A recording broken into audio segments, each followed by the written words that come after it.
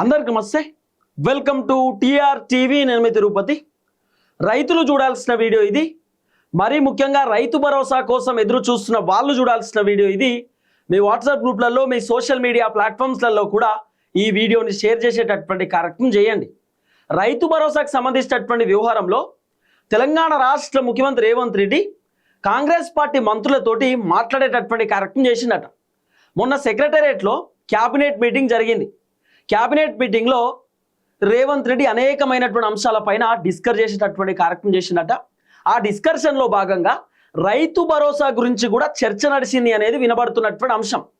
మరి రైతు భరోసా గురించి రేవంత్ రెడ్డి ఏం మాట్లాడిండు, కాంగ్రెస్ పార్టీ మంత్రులు రేవంత్ రెడ్డికి ఏం చెప్పిరు, అసలు రైతు భరోసాకు సంబంధించినటువంటి టాపిక్ వచ్చినట్టు మీడియా ఛానల్లో ఎందుకు రాలేదు, ఎందుకు రైతు భరోసాకు సంబంధించినటువంటి అంశాన్ని స్కిప్ చేసిరు అనేది వీడియోలో పిన్ టు పిన్ మనం మాట్లాడుకునేటటువంటి కార్యక్రమం చేద్దాం. మొత్తానికి రైతు భరోసా విషయంలో రేవంత్ రెడ్డి ఈ మధ్యకాలంలో ఆయన ప్రెస్ మీట్లు పెట్టినా, మీటింగ్లు పెట్టినా ఎక్కడ కూడా మాట్లాడతలేడు. రైతు భరోసా టాపిక్ తీస్తలేడు. బహుశా రేవంత్ రెడ్డి రైతు భరోసాని మొత్తం కూడా రద్దు చేద్దామనేటటువంటి ఆలోచనలో ఉన్నాడు అనేది కూడా కొంత వినబడుతున్నటువంటి అంశం. ఎట్లయినా పంట బోనస్ ఇస్తున్నాం కదా, మళ్ళీ పంట బోనస్ ఇస్తున్నప్పుడు రైతు భరోసా ఇవ్వడం ఎందుకు, అది కూడా క్వింటానికి 500 రూపాయల చొప్పున పంట బోనస్ ఇస్తున్నాం. ఒక్కొక్కరు 100 క్వింటాలు పండిస్తారు, 50 క్వింటాలు ఉంటాయి, 60 క్వింటాలు ఉంటాయి. సో 500 రూపాయలు ఇస్తూనే ఉన్నాం కదా అనేటటువంటి ఆలోచనతోటి రేవంత్ రెడ్డి సో రైతు భరోసాని క్లోజ్ చేసేద్దాం, రద్దు చేద్దాం అనేటటువంటి ఒక ఆలోచనతో రేవంత్ రెడ్డి ఉన్నాడు అనేది కూడా కొంత వినబడుతున్నటువంటి అంశం. కానీ కేసీఆర్ ముఖ్యమంత్రి ఉన్నప్పుడు కూడా రైతు బంధు యథావిధిగా రైతుల అకౌంట్లో పడేది. సో ఏం రేవంత్ రెడ్డి కొత్తగా తీసుకొచ్చినటువంటి స్కీమ్ ఏం కాదు. రైతు బంధుకు సంబంధించి కేసీఆర్ ఉన్నప్పుడే రైతు బంధు 6 నెలలకో పంటకు 6 నెలలకో పంటకు వచ్చేది. రేవంత్ రెడ్డి ముఖ్యమంత్రి అయిన తర్వాత రైతు బంధు అనేటటువంటి స్కీమ్ని రైతు భరోసా లెక్క మార్చేసి ఆ రోజు కేసీఆర్ 10,000 ఇస్తే నేను 15,000 ఇస్తా అని చెప్పి రేవంత్ రెడ్డి రైతులకు చెప్పి అధికారంలోకి వచ్చిండు. పోనీ 15,000 రూపాయలు ఇచ్చిండ అంటే ఇవ్వలేదు. రేవంత్ రెడ్డి ముఖ్యమంత్రి అయిన కాంచెలు ఇప్పటిదాకా 2024లో మొత్తమే రైతు బంధు రాలి, 2025 స్టార్టింగ్లో జనవరిలో ఇచ్చిండు. ఆ తర్వాత మళ్ళీ డిసెంబర్లో రావాల్సిన రైతు బంధు ఇప్పటిదాకా రాలే. ఇప్పుడు దగ్గర ఇంకో 2 నెలలు అయితే వానాకాలం పంటకు మళ్ళీ రేవంత్ రెడ్డి రైతు భరోసా ఇవ్వాల్సినటువంటి అవసరం వస్తుంది. సో రేవంత్ రెడ్డి రైతు భరోసా ఎక్కడ కూడా ఇచ్చేటటువంటి కార్యక్రమం చేస్తున్నాడు. కానీ కాంగ్రెస్ పార్టీ ఎమ్మెల్యేలు, కాంగ్రెస్ పార్టీ మంత్రులు, కాంగ్రెస్ పార్టీ ఎంపీలు, ఎమ్మెల్సీలు, కాంగ్రెస్ పార్టీ లీడర్లు, కార్పొరేషన్ చైర్మన్లు, కాంగ్రెస్ పార్టీకి సంబంధించిన నామినేటెడ్ పదవుల్లో ఉన్నటువంటి లీడర్లు మాత్రం వాళ్ళు ఏదైనా నియోజకవర్గాలలో తిరిగితే, గ్రామాలలో తిరిగితే, తాండాలలో తిరిగితే, ఏదైనా పెళ్లిళ్ళ ఫంక్షన్లు పోయినా కూడా జనాలు రైతు బంధు ఏమైందని చెప్పి అడిగితే వీళ్ళందరూ మేము రైతు బంధు ఆల్రెడీ ఇస్తున్నాం, పోయినసారి కూడా రైతు బంధు ఇచ్చినాం, ఈసారి కూడా రైతు బంధు ఇచ్చేసినాం అని చెప్పి లీడర్లు అందరూ కూడా రైతులకు చెప్పే కార్యక్రమం చేస్తున్నారట. సో అసలు గ్రౌండ్లో ఉన్నటువంటి రియాలిటీ ఏందనేది కాంగ్రెస్ పార్టీ మంత్రులు రేవంత్ రెడ్డికి వివరించారట. రేవంత్ రెడ్డి క్యాబినెట్ మీటింగ్లో రైతు బంధుకు సంబంధించినటువంటి వ్యవహారాన్ని మంత్రులను అడిగి తెలుసుకున్నాడట. సో రైతుల పరిస్థితి ఎట్లుంది, రైతులు ప్రభుత్వం పైన పాజిటివ్ ఉన్నారా, నెగిటివ్ ఉన్నారా, రైతులు ప్రభుత్వాన్ని ఉద్దేశించి ఏం మాట్లాడుతున్నారు, బయట రైతులు కాంగ్రెస్ గవర్నమెంట్ని పొగుడుతురా తిడుతురా అనేటటువంటి అంశం పైన రేవంత్ రెడ్డి మంత్రులను అడిగి తెలుసుకునేటటువంటి కార్యక్రమం చేసినట్టు, అట్లనే కొంతమంది ఉన్నతాధికారులను కూడా అడిగి తెలుసుకునేటటువంటి కార్యక్రమం చేసిండు. ఇప్పుడు రేవంత్ రెడ్డికి ఇంటెలిజెన్స్ రిపోర్ట్ ఉంటుంది, కాంగ్రెస్ పార్టీ మంత్రులకు ఇంటెలిజెన్స్ రిపోర్ట్ ఉంటుంది, మంత్రులకు కూడా ఎమ్మెల్యేలు చెప్తారు, మంత్రులకు తర్వాత కాంగ్రెస్ పార్టీకి సంబంధించినటువంటి గ్రామ స్థాయి లీడర్లు, మండల స్థాయి లీడర్లు, లేకపోతే నియోజకవర్గ స్థాయి లీడర్లు, జిల్లా స్థాయి లీడర్లు మంత్రులకు పిన్ టు పిన్ అప్డేట్ ఇస్తారు. మా ఊళ్ళే రైతులందరూ వ్యతిరేకంగా ఉన్నారు, మా ఊళ్ళే మహిళలు వ్యతిరేకంగా ఉన్నారు, మా ఊళ్ళో కాంగ్రెస్ పార్టీ ఇబ్బంది అవుతుంది, మా ఊళ్ళే డబుల్ బెడ్రూమ్ రాలేదు, మా ఊళ్ళే ఏదేదో సమస్యలు మంత్రి దృష్టికి తీసుకుపోతారు కదా ఖచ్చితంగా కాంగ్రెస్ పార్టీకి సంబంధించిన కార్యకర్తలైనా లీడర్లైనా. సో మంత్రులకు చాలామంది లీడర్లు చెప్పినటువంటి ప్రధానమైనటువంటి సమస్యనట ఒకటి ధాన్యం కొనుగోలుకు సంబంధించినటువంటి అంశం, రెండోది రైతు భరోసాకు సంబంధించినటువంటి అంశం. అసలు ధాన్యం కొంటలేరు, వడ్లు మొత్తం కూడా ఎక్కడికక్కడ ఇబ్బంది అవుతున్నాయి, వడ్లు తడిసిపోతున్నాయి వర్షం వస్తే, అంత ఆగమాగం పరిస్థితున్నది. కాబట్టి ఫస్ట్ వడ్లు కొనాలనేది ప్రధానమైనటువంటి డిమాండ్ రైతులది. రెండోది Rythu Bharosa immediately account release చేయాలన్నది రైతులకు సంబంధించిన రెండో డిమాండ్. అయితే ఇంకో విషయం ఏంటంటే మంత్రులు రేవంత్ రెడ్డికి చెప్పిరట 2 అంశాలు. ఒకటి ధాన్యం కొనాలనేటటువంటి ఒక అంశం పెద్ద ఎత్తున వ్యతిరేకత ఉన్నది ప్రభుత్వం పైన, రెండోది రైతు భరోసా ప్రభుత్వం ఇస్తలేరనే వ్యతిరేకం ఉన్నది. ఈ 2 వ్యతిరేకత రైతుల దగ్గర నుండి ప్రభుత్వానికి వస్తున్నది. కాబట్టి ఈ 2 క్లియర్ చేస్తేనే మన ప్రభుత్వానికి కొంత పాజిటివ్నెస్ ఉంటుంది అనేది మంత్రులు కూడా ముఖ్యమంత్రి చెప్పేటటువంటి కార్యక్రమం చేస్తే ముఖ్యమంత్రి రేవంత్ రెడ్డి కూడా క్యాబినెట్ మీటింగ్లో మంత్రులతో చెప్పినట్టు ఎట్టి పరిస్థితులలో ధాన్యం కొనాల్సిందే, వెనుకడికి వేయొద్దు, ఏదేమైనా ధాన్యం కొనుగోలు చేయండి, అవసరం అనుకుంటే ఇక్కడ నుండి వేరే స్టేట్ కన్నా ఎగుమతి దిగుమతి చేద్దాం, కానీ కొనాల్సిందే రేవంత్ రెడ్డి మంత్రులతో చెప్పినట్టు అధికారులతో కూడా ధాన్యం ఎట్టి పరిస్థితుల్లో కొనాలి, మొత్తం మన ప్రభుత్వమే కొనాలని చెప్పి కూడా రేవంత్ రెడ్డి చెప్పిండు అనేది వినబడుతున్నటువంటి అంశం. రెండోది రైతు భరోసాకు సంబంధించినటువంటి వ్యవహారం. సో మంత్రులు ఓపెన్ అప్ అయ్యారు, ముఖ్యమంత్రి రేవంత్ రెడ్డి చెప్పిరట రైతు భరోసా ఇవ్వకపోతే ప్రభుత్వం ఫెయిల్ అయ్యేటట్టున్నది. ఎందుకంటే రాబోతున్న ఎంపీటీసీ జెడ్పీటీసీ ఎన్నికలలో కాంగ్రెస్ పార్టీకి ఓటేయాలంటే రైతులే వేస్తారు. రైతులు పాజిటివ్ లేకపోతే ప్రభుత్వానికి డ్యామేజ్ అవుతుంది. ఇప్పుడు రైతులు కనుక కాంగ్రెస్ పార్టీకి ఓటు వేయొద్దు అనుకుంటే రైతులకు సంబంధించిన కుటుంబ సభ్యులు కూడా కాంగ్రెస్ పార్టీకి ఓటు వేయరు. ఎందుకంటే తెలంగాణ రాష్ట్రంలో దగ్గర 1 కోటి మంది రైతులు ఉన్నారు. మరి 1 కోటి మంది రైతులు ఒకవేళ కాంగ్రెస్ ప్రభుత్వానికి ఓటు వేయొద్దు అనుకుంటే ఖచ్చితంగా ప్రభుత్వానికి డ్యామేజే కదా. 1 కోటి మంది రైతులు ఉంటే వాళ్ళ కుటుంబ సభ్యులు కూడా ఓట్లు వేయరు అంటే దాదాపు కాంగ్రెస్ పార్టీకి పడాల్సినటువంటి ఓట్లన్నీ ఖతమైనట్టే కదా. కాబట్టి రేవంత్ రెడ్డి రైతు భరోసాకు సంబంధించినటువంటి వ్యవహారంలో ఉన్నతాధికారులకు చెప్పినట్ట, వ్యవసాయ శాఖ అధికారులకు, వ్యవసాయ శాఖ మంత్రి తుమ్మల నాగేశ్వరరావు గారికి చెప్పిరట రైతు భరోసా ఇదే నెలలో రైతు భరోసా ఇవ్వాలనే ఆలోచన చేసిరట. మరి ఈ నెలలో అంటే ఆల్రెడీ ఇలా 24, 25 ఇలా డేటు 25వ తారీఖు అనుకుంటా, 25 ఇవాళ. మరి ఇంకా రైతు బంధు ఎప్పుడు ఇస్తారు? ఇంకో 4-5 రోజులు అయితే ఈ నెల అయిపోతుంది. కానీ రేవంత్ రెడ్డి మాత్రం ఇదే నెలలో మరి ఆఖరి వారంలో రైతు భరోసా అకౌంట్లు రిలీజ్ చేయాలనేటటువంటి అంశాన్ని రేవంత్ రెడ్డి మంత్రులతో చెప్పిండట. ఒకవేళ రైతు భరోసా కనుక రిలీజ్ చేయకపోతే ఖచ్చితంగా ప్రభుత్వానికి ఇంకా డ్యామేజ్ అవుతుంది, ప్రభుత్వం ఇంకా ఇబ్బంది అవుతుంది. ఎందుకంటే రైతులు ఇదివరకే ప్రభుత్వం పైన తీవ్రమైన వ్యతిరేకతతో ఉన్నారు. రీజన్ ఏంది?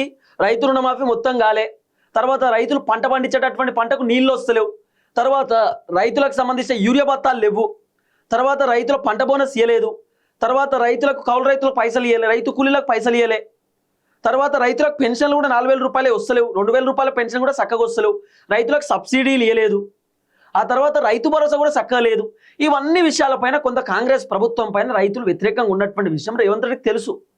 కాబట్టి రేవంత్ రెడ్డి కూడా చాలా క్లియర్గా మంత్రులకు చెప్పిండట, ఆ తర్వాత అధికారులకు కూడా చెప్పిండట రైతు భరోసా డబ్బులు రెడీ చేస్తున్నాం, ఆ రైతు భరోసా డబ్బులు అకౌంట్లో వేయడానికి రెడీగా ఉన్నాం, లేట్ అయినా పర్లేదు. రేవంత్ రెడ్డి చెప్పిండట లేట్ అయినా పర్లేదు రైతులకు రైతు భరోసా ఇద్దామనే ముచ్చట రేవంత్ రెడ్డి చెప్పిండట. అసలు నాకు అర్థం కాని విషయం ఏంటంటే ఇంకా లేట్ అయినా పర్లేదు ఏంది? ఆల్రెడీ ఇప్పుడు మళ్ళీ వానాకాలం పంట వస్తుంది కదా, ఇంకో నెల అయితే వానాకాలం స్టార్ట్ అవుతుంది. మళ్ళీ వానాకాలం పంట నాట్లేస్తారు, దుక్కు దున్నుతారు, మళ్ళీ వానాకాలం పంటకు సంబంధించినటువంటి వ్యవహారం నడుస్తూనే ఉంటుంది. పత్తి గింజలు వేస్తారు, ఆ తర్వాత పత్తి వండిస్తారు, ఆ తర్వాత మక్కలు వండించోళ్ళు మక్కలు, కూరగాయలు వండించోళ్ళు కూరగాయలు, మళ్ళీ పంట స్టార్ట్ అయిపోతుంది. ఎండాకాలం పంట ఇప్పుడు ముగిసిపోయింది, దగ్గర ఆల్రెడీ మొత్తం దుక్కిలు దున్నిచ్చి రెడీ పెట్టిరు. ఎండాకాలం పంటకు సంబంధించిన ధాన్యం కూడా అయిపోయింది. ఎండాకాలంలో పత్తి ఉంటుంది కదా కాటన్, అవన్నీ దున్నిస్తారు. ఇప్పుడు మళ్ళీ వానవాడుతోటే కథ విత్తనాలు వేస్తారు. ఇప్పుడు మళ్ళీ వానాకాలం పంట స్టార్ట్ అవుతుంది. రేవంత్ రెడ్డి ఇంకా రైతు భరోసా లేట్ అయినా పర్లేదు రైతుల అకౌంట్ పడాలని అంటున్నట. మరి లేట్ అయినా పర్లేదు అంటే ఇంకా ఎంత లేట్ చేస్తారు? రేవంత్ రెడ్డి చెప్పిండు మొదటి విడత ఎకరానికి ఇచ్చినాం, రెండో విడత ఇప్పుడు 2 ఎకరానికి ఇస్తున్నాం, మూడో విడత కూడా అతి త్వరలో వేస్తాం అకౌంట్లో అని రేవంత్ రెడ్డి చెప్పిన మాట.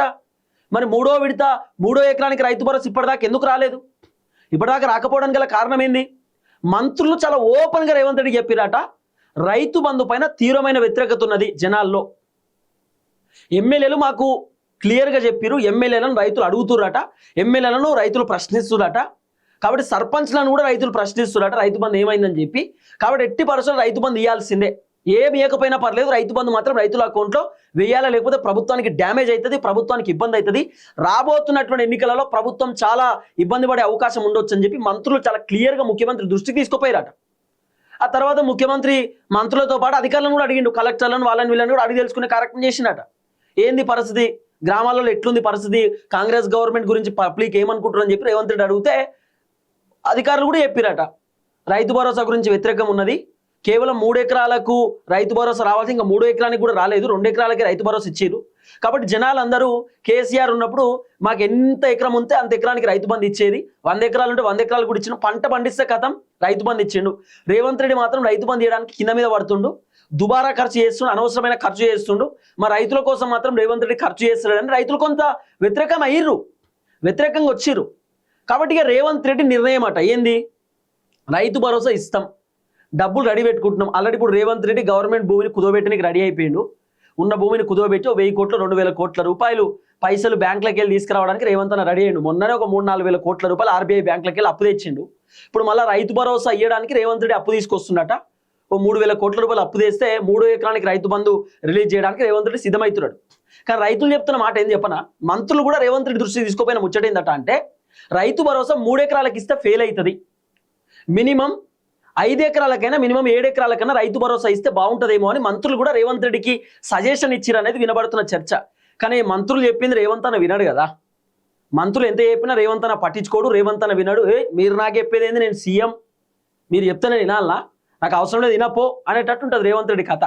రేవంత్ రెడ్డి చెప్పిండట సరే ఎన్ని ఎకరాలకి ఇవ్వాలనేది మనం డిస్కస్ చేద్దాం, రైతు భరోసా గురించి తర్వాత మాట్లాడదాం, ఫస్ట్ మనం డబుల్ బెడ్రూమ్ గురించి ఆలోచన చేద్దాం, తర్వాత మార్కెట్ల గురించి ఆలోచన చేద్దాం, మార్కెట్ యార్డ్లు ఇప్పుడు పెడుతున్నారు కూరగాయల మార్కెట్ గురించి ఆలోచన చేద్దామని, డబుల్ బెడ్రూమ్ ఇంకా 2000 ఇల్లు నియోజకవర్గాలకు ఇవ్వాలని చెప్పి, ఆ తర్వాత సీసీ రోడ్ల గురించి, గ్రామ పంచాయతీకి సంబంధించినటువంటి డెవలప్మెంట్ల గురించి, ఆ తర్వాత ఇంకేదేదో చాలా అంశాలు, నకిలీ విత్తనాల గురించి, తర్వాత ఇప్పుడు పుష్కరాలు వస్తున్నాయి, పుష్కరాలకు 1000 కోట్ల రూపాయలు బడ్జెట్ శాంక్షన్ చేసిరు. ఇట్లా మాట్లాడుకుంటూ పోతే రేవంత్ రెడ్డి అన్ని రకరకాలుగా ఏదో తనకు తోచినటువంటి విధంగా చేస్తున్నాడు.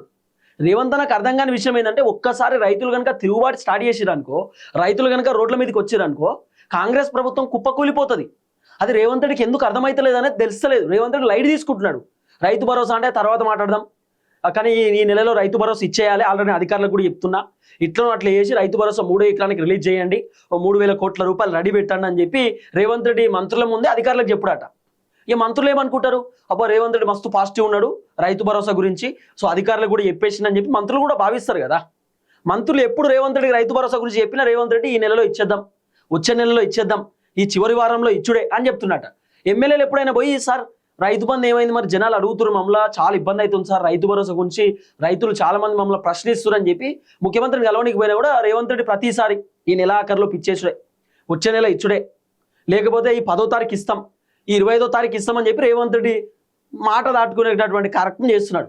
కానీ ఏది ఏమైనా ఈసారి తప్పదిగా రైతు భరోసా ఇవ్వకపోతే రైతులు ఇంకా కోపం మీద ఉన్నారు, మామూలు కోపం మీద కాదు, భయంకరమైన కోపం మీద ఉన్నారు. కాబట్టి ఒకవేళ ఎంపీటీసీ జెడ్పీటీసీ ఎన్నికలు పెడితే మాత్రం రేవంత్ రెడ్డికి చాలా ఇబ్బంది అవుతుంది. ఒకవేళ ఎలక్షన్ పెట్టకుండా నామినేటెడ్ పదవులు ఇచ్చిందనుకో, ఇగో ఇక్కడ ఎంపీటీసీ నేనే పెట్టేస్తున్నా, జెడ్పీటీసీ నేనే పెట్టేస్తున్నా అని రేవంత్ రెడ్డి నామినేటెడ్ పదవులు డైరెక్ట్ ఇచ్చేసింది అనుకో, వితౌట్ ఎలక్షన్ ఏం చేయలేం. కానీ ఈ వ్యతిరేకత అంతా కూడా 2028 ఎన్నికలలో రేవంత్ రెడ్డికి చాలా ఇబ్బంది అవుతుంది, దెబ్బ కొడుతుంది.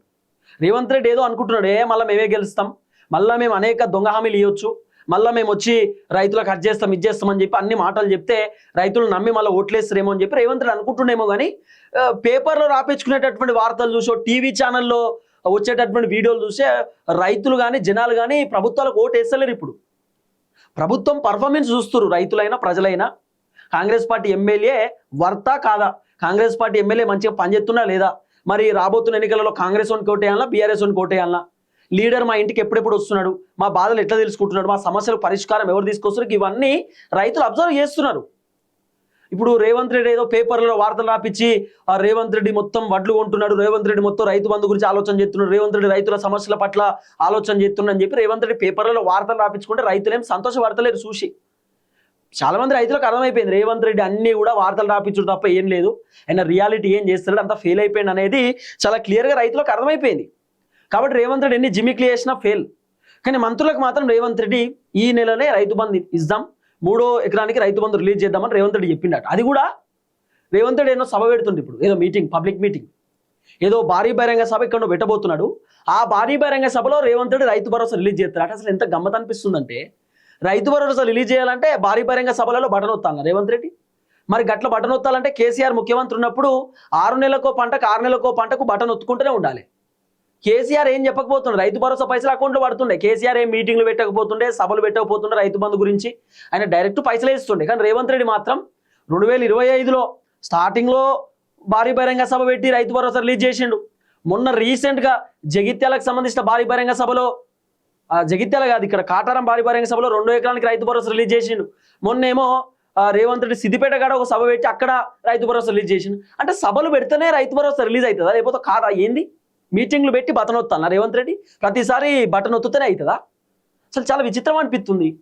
రేవంత్ రెడ్డి చెప్పినట్ట ఈ నెలలో చివరి వారంలోనే మనం ఒక భారీ బహిరంగ సభ పెడదాం అనుకుంటున్నాం, ఆ సభలోనే రైతు బంధు రిలీజ్ చేస్తాం, రేవంత్ రెడ్డి డైలాగ్. మరి ఈ రైతు భరోసా పంచాయతీ ఎక్కడ దాకా పోతో చూడాలి. కానీ రైతులు మాత్రం తీవ్రమైన వ్యతిరేకంగా ఉన్నారు. చాలా మంది కామెంట్లు పెడుతున్నారు రైతు భరోసాకు సంబంధించి, నన్ను కూడా చాలా మంది అడుగుతున్నారు రైతు భరోసా ఏమైందని చెప్పి. నన్ను కూడా తిట్టేటోళ్ళు తిడుతురు, అన్న నువ్వు రోజు రైతు భరోసా చెప్తున్నావు, తమ్ముడు నువ్వు రోజు రైతు భరోసా చెప్తున్నావు, మాకు కొత్తలేవు అని చెప్పి మా రైతన్నలు నన్ను కూడా పొట్టు తిడుతురు. కొంతమంది రైతన్నలు అయితే నువ్వు చేయబట్టే ఓటేసినాం తిరుపతి, నువ్వు ఊకే మంచి వచ్చాడో కాంగ్రెస్కి ఏరి, మంచి వచ్చాడో కేసీఆర్ని కాదని వేరే పార్టీని చూసుకోరంటే మేము అందరం కాంగ్రెస్ చూసుకొని ఇస్తే ఇలా మమ్మల్ని మోసం చేసినా మమ్మల్ని కూడా తిడుతున్నారు. కాబట్టి మేము కూడా కొంత కనుక్కునే కార్యక్రమం చేసిన. ఇప్పుడు మొన్న అయితే ఏకంగా దూర్నాకల్ ఎమ్మెల్యేకి ఫోన్ చేసిన రైతు భరోసా గురించి లైవ్ కాల్లో మాట్లాడిన. వేరే మంత్రులతో కూడా నేను డిస్కస్ చేస్తున్నా, అధికారులతో డిస్కస్ చేస్తున్నా, సార్ రైతు భరోసా ఎప్పుడు ఏం కథ, మరి రేవంత్ రెడ్డి ఏమనుకుంటున్నాడు అంటే నాకు కొంతమంది చెప్పేటోళ్ళు చెప్పారు, క్యాబినెట్లో మీటింగ్ జరిగింది, రేవంత్ రెడ్డి రైతు భరోసా పైన పాజిటివ్ ఉన్నాడు, ఈ నెలలోనే చివరి వారంలో రైతు భరోసా ఇవ్వాలని రేవంత్ రెడ్డి అన్నాడట. మళ్ళీ ఇంకో మాట అన్నాడట, ఒకవేళ లేట్ అయినా పర్లేదు కానీ రైతు భరోసా అకౌంట్ రిలీజ్ చేస్తామని రేవంత్ రెడ్డి చెప్పిండట. మరి బహుశా అసలు ఇస్తాడా ఇయ్యడా అనేది క్వశ్చన్ మార్క్. అసలు వానాకాలం పంటకు రైతు భరోసా వస్తుందా రాదా అనేది ఇంకా పెద్ద క్వశ్చన్ మార్క్. చూద్దాం ఏం జరగబోతుందో. దయచేసి వీడియో అందరికి షేర్ చేయండి. రేవంత్ రెడ్డి వ్యవహారం పైన మీరు కామెంట్లు పెట్టండి. రేవంత్ రెడ్డి ప్రభుత్వం ఎట్లుందనేది కామెంట్ రూపంలో తెలియజేసేటటువంటి కార్యక్రమం చేయండి. కేసీఆర్ ప్రభుత్వం మంచిగుందా, రేవంత్ రెడ్డి ప్రభుత్వం మంచిగుందా అనేది కూడా మీరు కామెంట్ రూపంలో తెలంగాణ సమాజానికి తెలియజేసేటటువంటి కార్యక్రమం చేయండి. అందరికీ నమస్తే, థ్యాంక్ యూ సో మచ్. జై తెలంగాణ.